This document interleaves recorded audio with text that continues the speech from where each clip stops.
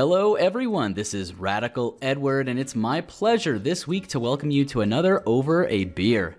This is a series where the three of us at Less Than Epic have a candid chat over interesting topics around the geekosphere. This week we're talking about Magic: The Gathering Arena. Before we dive straight into things, I thought it would be beneficial for everyone to take a brief refresher course on the history of Magic: The Gathering, so we will have context as to what we're talking about today. So let's get into that. Magic: The Gathering was first released August 5th, 1993.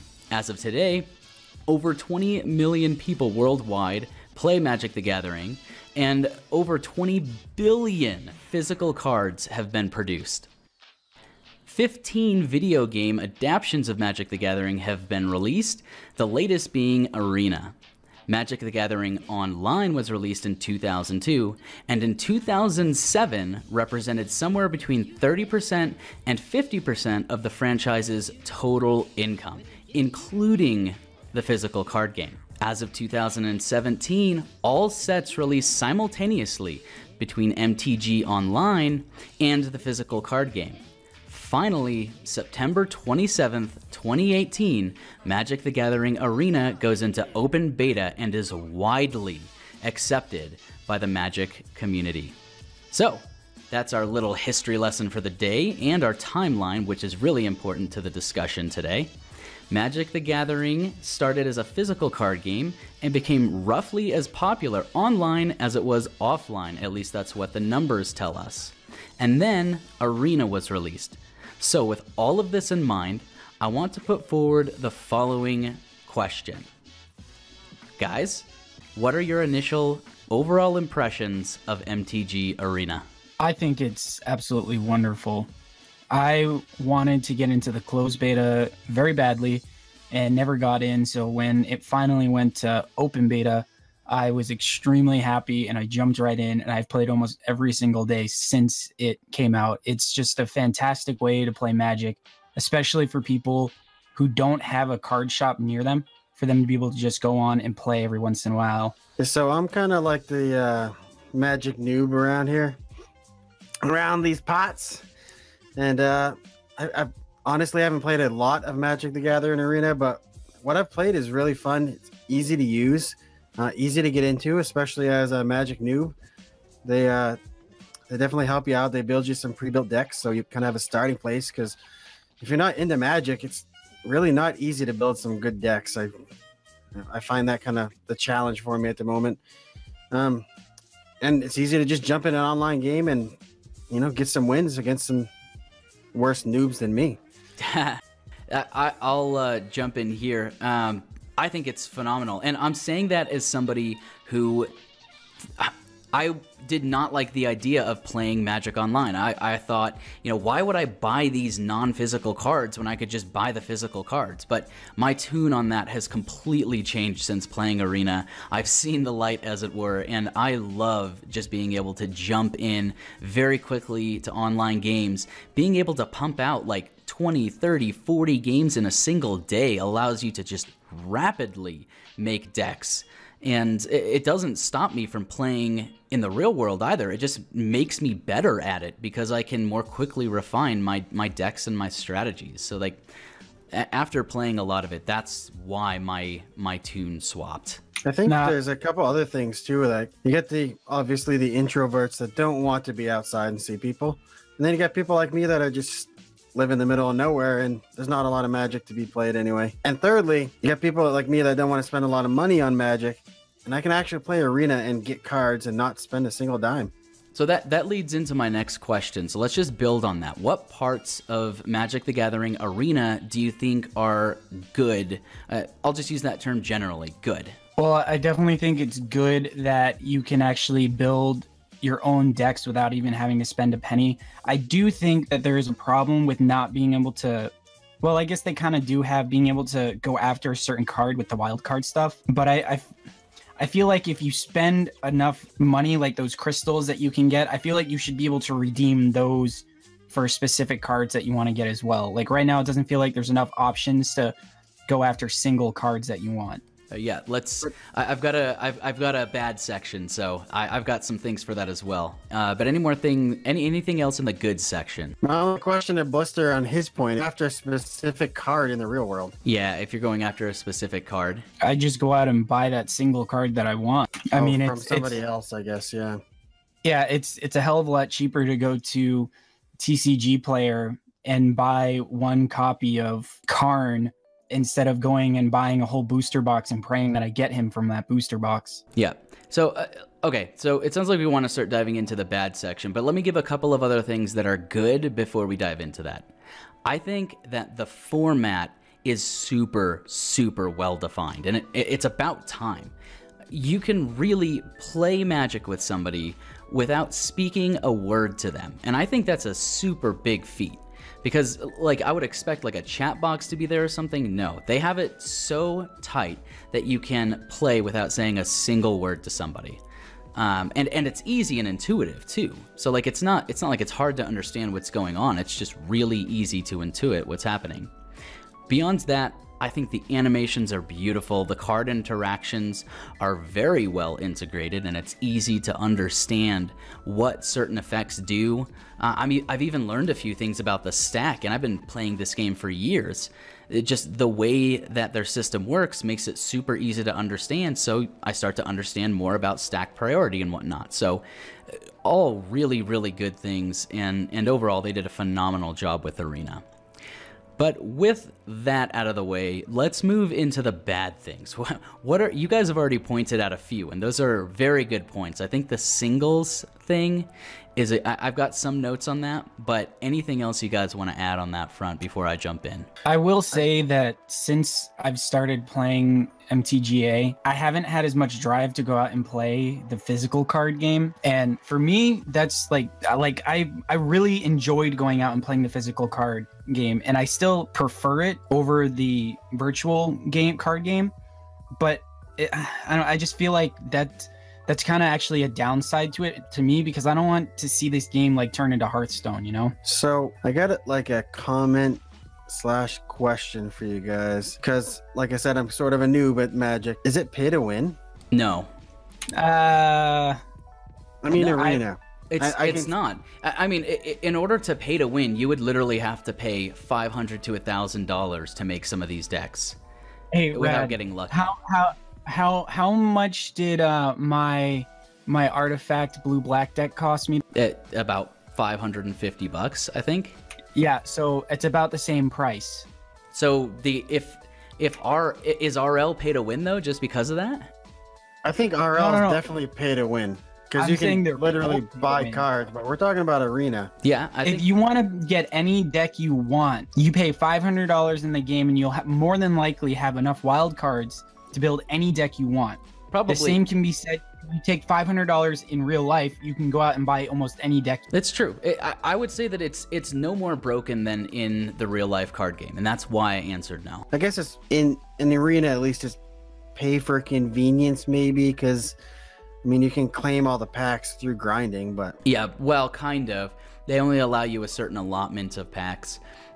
I've gone through and capped out my weekly stash every week, and I've gotten, and like on the daily basis, gotten at least 5 wins every day, and I still am a ways off from completing my Golgari deck. Like, I still need at least like 15 rares and a few mythics, I want to say. Yeah, the only way that I was able to complete a deck is by buying about 100 packs. No, I didn't buy that much. It was about 70 packs, but I still had to buy a bunch of them.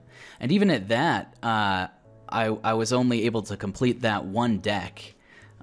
So it's comparable to real life, I would say. You're going to have to spend about the same amount of money to make whatever deck you want. Another downside for me is you can't trade. Like, I would love to be able to trade Radad for some cards that I need that he would need, but I'm never going to. There's a chance they open that up. They did with Magic the Gathering Online, and they're already adding the ability for you to play against like your real life friends in the game. So my guess is that more of those kind of features are coming to the platform. Honestly, I think that's a good thing that you can't do it, because you're gonna unleash hell at that point.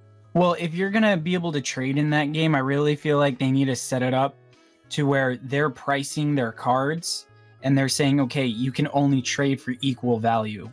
You know what I mean? Because otherwise somebody's going to say, oh, here's a really crappy uncommon and I'm going to get that mythic rare from this. Yeah, but I mean, maybe you just want to give your cards to your friends too. I don't know. I don't know if they're going to open that up though. And the reason I say that is because if you go to your library, they only allow you to have 4 of any given card. They don't allow you to have more. The only one that I've seen that you're able to have more than 4 of, and you're not actually having more than 4 of it, is the rat. The guild gates, because they have multiple Yeah, the multiple arts, definitely I've seen multiple of. But then there's the rats that allow you to just have like 20 or whatever of that card in the deck. But there aren't any other cases really other than multiple art where I've seen you able to have more than 4 of any given card. I don't think you can, just the way that the game is built. But I mean, if I have 5 mythic wild cards and you want 5 planeswalkers from me, I can just trade you all of them. Like, it would be completely unfair for me to trade all of them to you for just commons and then go and redeem them with my wild card. Right. So I don't know if they're gonna do trading because of that. I think there's just too many issues with it. It opens up a lot of crap. It also opens up like the guys that like sell gold and shit like that. Like, yeah. Think about all that. That's true. That's very true. Well, obviously lots of issues with that, but I want to move on to other things. Obviously, there's been a few bugs spotted in the game. I've definitely noticed only a couple of times, like stacking issues that weren't programmed in properly.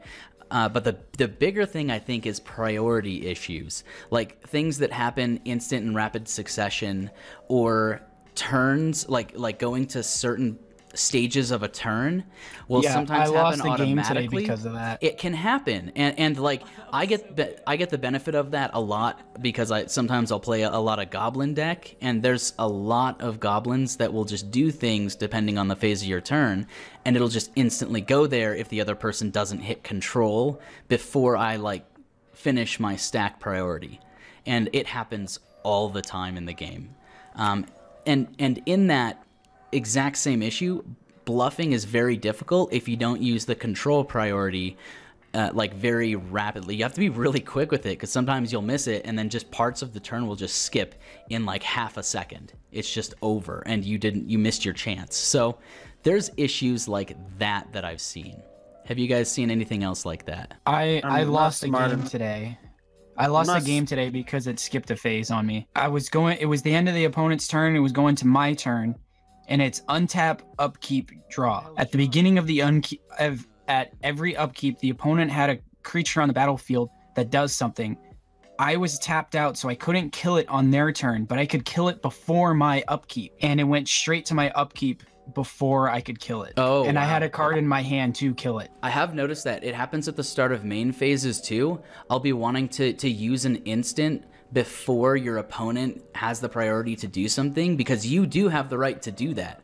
That's why in real life, when you're playing, you say, before you enter this phase, I'm going to do this. That's your right as a player, but they don't allow you to do that in the game. That one is just straight up programmed out.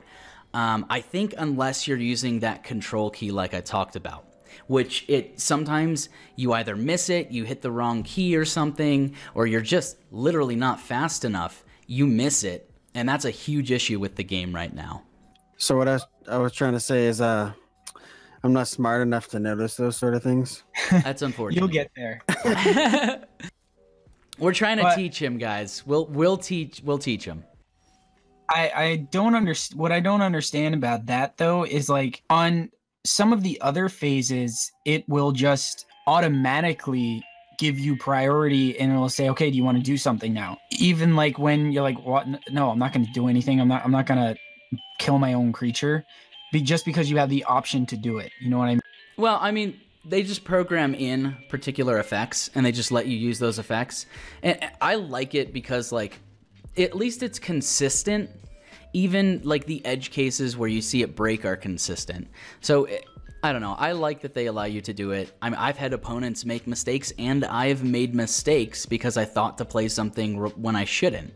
It's like, it's part of the game, making mistakes, and I think they should let people do it. There was something else. There was the last thing for me that I know that they said that they've looked about it and they're talking about it, but bringing in older sets to be able to play EDH in older formats, I think they need to consider that. I know that they've talked about it before, but I don't think they've like actually said yes or no.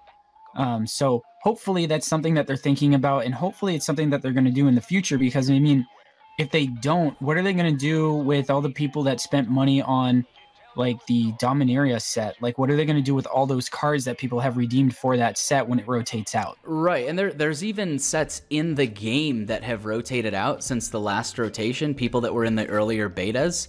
And I've seen it because I'll see videos online with cards in the last block that just got out. So, like, I can't even see those cards. Like, I can't get them. So what happened to them in their library? Well, they did a reset since the newest block came out. So all those cards, like, nobody has those cards anymore. Well, whatever the case, we know that they're doing modern at least. So I don't know exactly what that means or what their schedule looks like, but we know that they are thinking about it. But they can't reset like they did before Blister, because like people have bought cards now. The other beta was just a free thing, probably. No, people are spending money on those cards, right? People had spent money. So what happened when they reset everything? The people who actually spent money to like put money into the game to buy packs and everything, you don't actually buy the packs themselves. You buy currency in the game, and then you use that currency to buy the packs. They refunded all the currency, is what they did. Oh, that's gonna go over like fucking shit. It didn't go over well. But, I mean, what are you going to do? I don't know if they're going to do a reset again. I actually am assuming that they are, because we're still in beta, y'all. I'm pretty sure they're going to do another reset. Let's just leave it at that. I highly suggest that they will. But I'm okay with that. That doesn't like build confidence in your company to like, hey, I'm going to spend money on this game. It does the exact opposite. Like, I'm not going to spend money because they're going to take away my cards later. But they're going to give you the currency back. Like, the way that the game works, I'm actually pretty confident that, like, it's value to value. Like, you're going to get X amounts of rares on a schedule. You're going to get X amount of mythics and uncommons, etc. Like, you're going to be able to get your decks back that you want. And I don't know, I'm okay with a reset. So some other minor issues that I've seen with the game, a lot of people are just playing meta decks. It's actually kind of an issue when you're going in and trying to test decks, because you literally will just go against the exact same merfolk or the exact same counter or etc. Just whatever the meta of the day is, you'll just face them over and over and over and over again. And I think it's because they give everybody all of the same decks. Everybody is just playing those decks. Have you guys run into that issue as well, or is that just me because I play it way too much? I run into... There's only 3 decks that I've actually seen. Legitimately, there's only 3 decks that I've seen. Okay, 4. I've seen mono red burn and blue red burn counter burn. Yep. Those 2 decks I see 9 out of 10 times. Those are super common. There's also the green-black Golgori decks all the fucking time. It's like those 2 that you mentioned, the green-black Golgori and the Merfolk deck. That is all I fucking see all day. Yeah, I don't play against the Golgari or Merfolk that much. Like, I haven't played much against them. Like, every once in a while I'll run into another Golgari deck, but it's very few and far between. It's usually mono red, red-blue counter burn, and then I've seen some surveil decks with blue-black, and every once in a while, like once every week, I'll see somebody still trying to play Turbo Fog. I haven't faced a Turbo Fog yet. I have faced counter decks, though not as much, and I faced a Goblin deck like mine twice. And I'll play Goblins all the fucking time, so I know that like there are people like me that will just play the same deck over and over and over and over and over again. I've seen Goblins twice, and I've played hundreds of games on Arena. I've actually also seen the red white angels deck quite a bit. I've only seen it a couple of times, but I have seen it, obviously. And it's not like you don't see like random decks. I'm just saying, like, if I play 50 games in a night, 30 of them will be against the same exact decks that I always see. Don't worry, Epic Army. Don't worry. I know none of this either. All right, so we'll stop harping on the game on the largest issues. Obviously, there are plenty.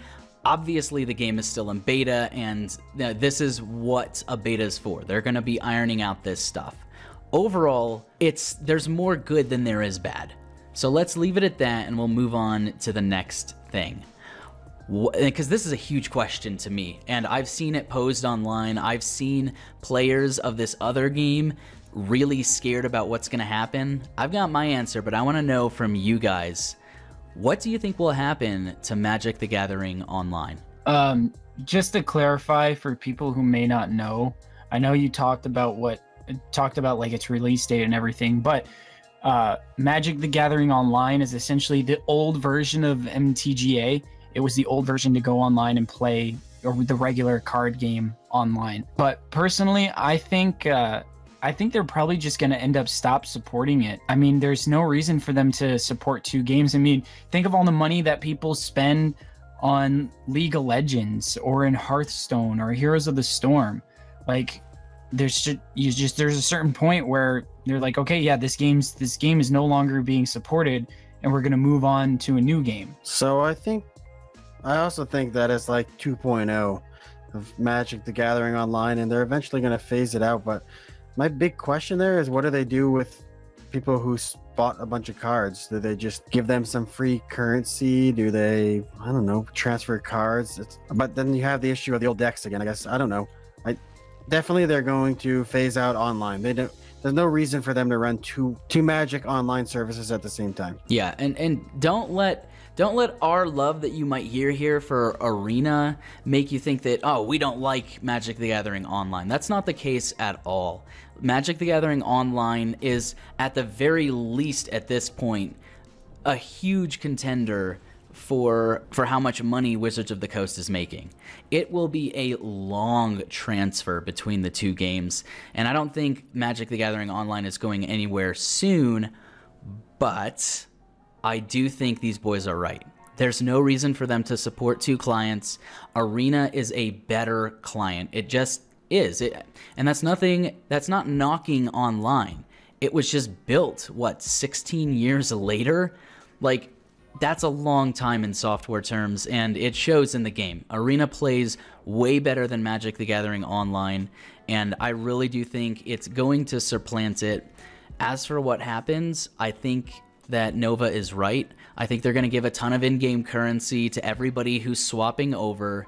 There'll probably be a transfer form that they give you, and you're able to close your online account, and they'll give you a ton of currency for your cards in Arena, and then you can start over. And that'll give you a huge leg up, because you're not transferring your cards per se, but you'll be transferring the value of your cards over. But we'll see. Maybe that's wrong. We're just making guesses here. Is there anything else you guys want to add to that topic? There was, but I'm having a brain fart. Hold on. So I could see them continuing support for it, maybe because like we were saying, the MTGA is still in beta. So we still have a while before its full release, I'm sure, because I mean, it's been in closed beta. It was in closed beta for a long time before it even got to open beta, and there's still a lot of things that they want to put in the game, and I'm sure that they're going to want to add all of that before they actually quote unquote go live with it. Exactly. Even though people are pretty much considering it live right now. So once that actually happens, say it's a year from now, 2 years from now, whatever it may be, I could see them saying, okay, we're gonna continue support for the sets that we've already started working on in online, which may be one set, maybe two sets, three, who knows? Maybe it's an entire block. But once they get through that, I think they'll probably leave. Like, you'll still be able to go on and play, because I'm sure there's going to be those guys with the really old decks that want to keep playing that, and they'll probably keep it up maybe for another couple years, and then eventually they'll probably just shut it down. Well, I agree with both of you that it's not going to be a slow process, but they're going to shut it down. It's going to be a slow process. It's not going to be a fast process. And that's why it's over a beer, because we're having beer. Yeah. It won't be. It'll take a while for online to be shut down, but they're gonna shut it down, and players are gonna scream to get something for the money they spent on it. So I think Radid's right on point. All right, 2 more questions. First to last. I already alluded my opinion earlier to this question, but is the lack of any chat in the game an issue? I think it's actually a really good thing because you don't have the ability to be toxic. There is no way to be toxic when you're playing against somebody else, so it always seems like a friendly match. I disagree. Yeah, but Overwatch is fun, isn't it? There's a reason why I uninstalled that game, okay? And it wasn't just because of the hamster. Overwatch is so much fun, guys. What are you talking about? No, you can still be toxic with the chat. I've had people, and oh my god, I had this in a video that I recorded the other day, and I laughed my ass off at it because the dude said good game to me when he thought he was gonna win, and in like 4 turns I turned it around on him and just destroyed him. So you can be toxic with it. I mean, how's that being toxic? It's limited. That's being arrogant. That's not being toxic. That's being arrogant. I mean, fair enough, but that's the most you can do. But your point stands, though. I'm trying to poke holes. Try all you want, but that's just being arrogant. Yeah, okay. I gotta agree with Blister. It limits toxicity and makes the game probably better.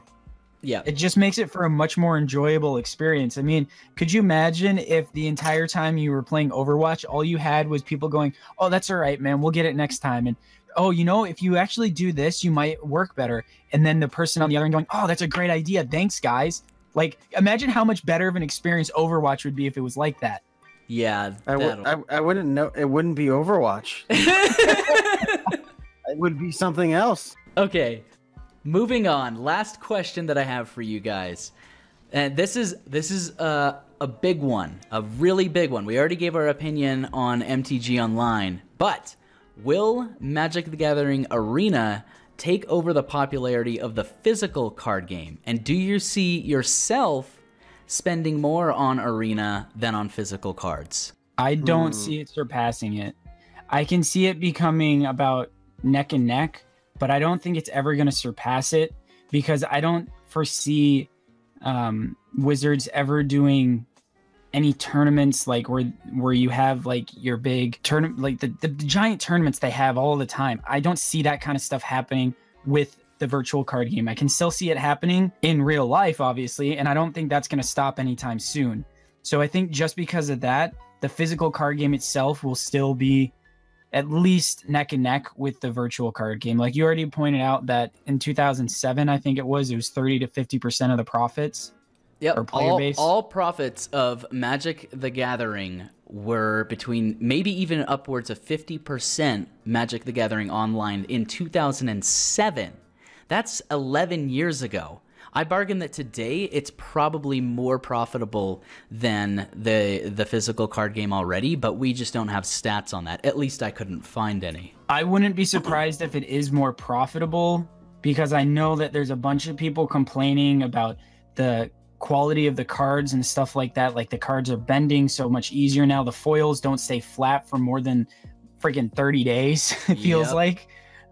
So I could see for reasons like that for the virtual card game to become like more valuable to the company, but the physical card, I think if the physical card game goes anywhere, I don't think they're going to have nearly as much success with the virtual one. Like I think the virtual one feeds off of the physical card game, and without it, I don't think it would be able to succeed. I don't think Magic is going to be like Hearthstone is. Like I don't see it being completely virtual. Okay. So that's kind of what I was gonna allude to is success based on profits or Yes is success and based no. on amount of players? I don't know. Profits can give you an idea of popularity, but at the same, I mean, we were just saying earlier that it takes about the same amount of money to build decks in online than it does in the physical card game, roughly. So popularity is kind of what I'm looking at. Profits aren't necessarily correlated with that, but we don't have many stats to work with. The best we have is a 2007 figure of a different game. A game which, by all accounts is inferior in many ways to the newer technology. I might point out, though. Fair point. And what I was trying to get at with that also is that I think the physical card game is why a lot of people like to play Magic, because they like to sit down and play cards with other people. Yeah, it's the social interaction that I really enjoy. Like, you're actually going out and actually spending time with people. You're not sitting down in front of your computer, your hand down your pants, drinking chips, eating Doritos, drinking chips. Wow, drinking a beer, eating Doritos. Like, you actually go out and you're having social interactions with people. You're not sitting behind your keyboard and monitor, like just staring into a screen. Yeah, okay. So while I think that Arena is going to be pretty popular, I think that the physical card game will always be there just for that reason, that it's physical and it is what Magic is. Yeah, so I'll throw my opinion in there now. I don't think the physical card game is going anywhere either. It is the superior experience, but I think that the accessibility of the software is way more reaching than you guys might think. Vastly more people who wouldn't play the physical card game are going to play the online version of it, and they probably are already playing MTGO. But the accessibility, the ease of use, the animations, everything about MTG Arena is built for the modern gaming era. I think it's going to be wildly successful, and I think in less time than even I might think, it's going to overtake the popularity of the physical card game. How's that for taking a stance? It's how you define it, I think. I think that yes, MTG Arena will maybe have more players and make more money maybe, but I think like the die-hard dedicated fans, you're gonna find more of those playing physical. True fans, I should say. I think that those people will be the ones who play both. Every regular at the Friday and Sunday events that I go to at my local shops, all of them, 100% of them, test their decks on Arena. It's a tool we can't ignore. For those of us who play at hardcore and like to make your own decks and strats, like, all of those people are going to be playing Arena because it's a faster and better way to make decks, period. It just is. And I think that the people who already play physical are the kind of people that will always play physical, but there will be way more people playing Arena, I think. For sure. To that point, I think you could make the same argument, though, about the game that came out in 2000. When did it come out? 2006? The online? 2002. 2002. Okay, so in 2002, you could make all the same arguments that you're making about that. In 2002, like, put yourself in 2002. Every single thing that you've just said, you could make the argument for it being amazing in 2002 for the Magic the Gathering Online. Yeah, and in 5 years, it at most got to 50%. So half and half with what the physical card game and all other merchandise were doing at its most. But that is back, you got to remember, at a time when gaming was far less popular and mainstream. And particularly online card games were rare. I mean, there's a few very popular ones now, and it's become normal. But back then, it wasn't normal. Physical card games are still way more popular than online card games. No, but my point is that, like, it was a breakthrough and all this, and it was amazing for its time and all that kind of stuff. So, I mean, until Hearthstone, there really wasn't a massively popular card game. I know there was Magic the Gathering Online, but I mean, unless you were in the Magic community, you didn't even know what the hell it was. Right. Like, people who played other games knew what Hearthstone was because they knew who Blizzard was. Well, okay. I don't know how much more we can squeeze out of this point. I think we've given a few really good points on this. Obviously, predictions are very hard. And I think we've given a few different possibilities. Are there any last notes that you guys want to add before I close this out? Physical card game for life. Fair enough. All right. Well, I want to thank everybody for watching. I think this has been a really lively discussion today. Obviously, over here at Less Than Epic, we are huge lovers of both the physical and the online version of Magic. Speak for yourself, asshole. I think you'll find us playing all versions of it, and yeah, we hope all success for the physical and the online versions of it.